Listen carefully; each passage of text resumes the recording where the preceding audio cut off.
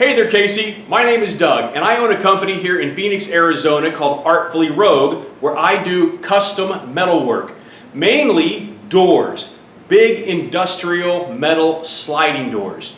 So I've been watching your channel for a while, and I saw when you launched 368. Excellent idea. And I did a project last year where a client ordered a door, but then decided at the last minute to go bigger. Well, I got stuck with the door. Now, this is just a regular metal door. As far as most of my doors are rusted. But I'm watching you do your build out at 368, and I'm thinking, maybe you might like a custom metal door. So I figured I had this door, I might as well make a custom for you. So if you want it, it's yours. All I need to do is ship it to you. Oh wait. There you go. An industrial metal sliding door for 368.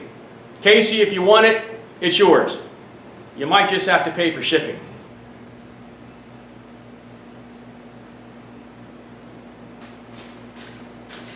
Oh, and the wings, they stay here.